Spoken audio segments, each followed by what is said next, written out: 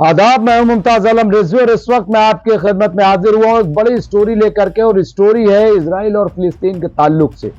जी हाँ, जिस बात का डर था, जिस बात का खौफ था, वही बात सामने आ गई।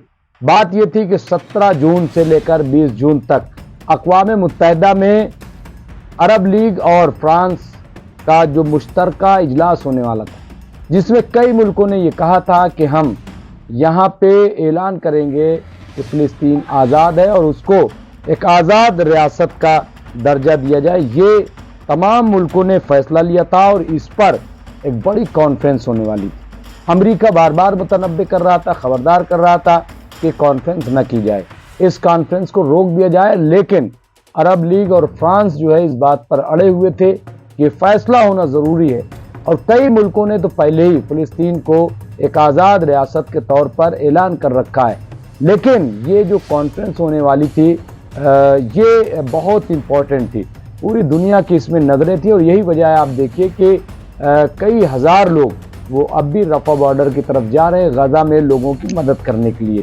तो अब ये चूँकि जो हादसा हुआ, मैंने अपने तजज़िये में ये बात कही थी कि कहीं ऐसा तो नहीं है कि ईरान और इजराइल के दरमियान ये जो जंग छेड़ दी गई है, क्योंकि इस वक्त कोई ऐसी बात नहीं थी कि जिसकी वजह से इजराइल ईरान पर हमला करे।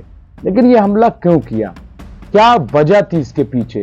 क्या इसके पीछे वजह नेतन्याहू का जेल जाना, कि वो जेल जाने वाले थे, या ये कि उनकी पार्टी हार रही है, वो अब इक़्तिदार में दोबारा नहीं आएगी? तीसरा ये कि उनकी सरकार गिर रही थी और एक हफ्ते का ही वक्त जो है नेतन्याहू ने मांगा था। ये 2-3 वजह तो ये लगती हैं। और एक बहुत इम्पॉर्टेंट वो ये कि गज़ा में मदद के लिए लोग आ रहे थे पूरी दुनिया से, और जाहिर है कि उनको रोक पाना इजराइल के बस की बात नहीं थी, ना तो मिस्र के बस की बात थी। तो क्या इस वजह से ये किया गया ताकि लोगों को रोका जाए? और तीसरी बहुत इम्पॉर्टेंट बात जो मैं समझता हूँ वो ये कि फ्रांस और जो अरब लीग की मुश्तरका कॉन्फ्रेंस होने वाली थी, क्या अक़वाम मुत्तहिदा में उसको रोकना था। अब यहाँ पे आप देखिए रिपोर्ट आ गई है कि वही हुआ कि जो ये मीटिंग होने वाली थी वो मुलतवी कर दी गई है। यानी अब वो 17 जून से 20 जून तक फ़िलिस्तीन की आज़ादी के लिए होने वाली मीटिंग अब मीटिंग नहीं हो रही है। बढ़ती हुई इलाकाई कशीदगी के दरमियान इजराइल फ़िलिस्तीन मसले पर अक़वाम मुत्तहिदा की कॉन्फ्रेंस मुलतवी कर दी गई है। यहाँ पे आप देखिए अनादुलो की रिपोर्ट के मुताबिक इजराइल और फ़िलिस्तीन के दरमियान 2 रियासती हल पर सऊदी अरब और फ्रांस की मुश्तरका मेज़बानी में होने वाली अक़वाम मुत्तहिदा की कॉन्फ्रेंस इजराइल और ईरान के दरमियान बढ़ती हुई कशीदगी के दरमियान फ़िलहाल जो है वो मुलतवी कर दी गई है, इसको टाल दिया गया है। यहाँ पे कहा गया है मसला फ़िलिस्तीन के पुरअमन हल और 2 रियासती हल के नफाज के लिए आला सतही कॉन्फ्रेंस 17 जून को होने वाली थी और इसका ऐलान बहुत पहले कर दिया गया था। और ये 3 दिनों तक चलने वाली कॉन्फ्रेंस थी और पूरी दुनिया की नज़र इस कॉन्फ्रेंस पर मरकूज थी कि आखिर क्या फ़ैसला होगा, क्या इसमें फ़िलिस्तीन को एक आज़ाद रियासत का दर्जा मिल जाएगा। अब आप देखिए टेंशन में और रिपोर्ट बताऊंगा, लेकिन बार बार अमेरिका क्यों मना कर रहा था कि ये कॉन्फ्रेंस टाली जाए, ये कॉन्फ्रेंस टाली जाए।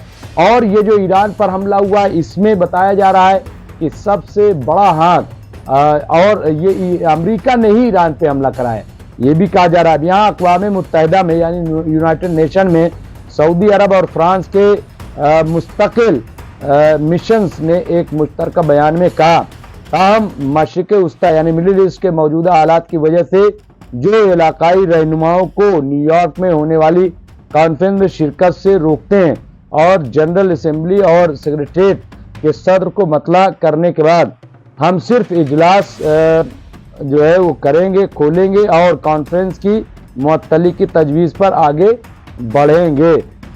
यानी सिर्फ जो है इसलिए होगा कि वहाँ पे इस इजलास को मुलतवी कर दिया जाएगा और आइंदा कब होगा इसकी तारीख का ऐलान किया जाएगा। यहाँ पे ये बात क्लियर है। सऊदी अरब और फ्रांस ने कहा कि वो कॉन्फ्रेंस को जल्द अज जल्द शुरू करने के लिए पुरअज़्म है। यानी ये दोनों अपने कमिटमेंट में हैं कि हम जल्द अज जल्द दोबारा इस कॉन्फ्रेंस को करेंगे।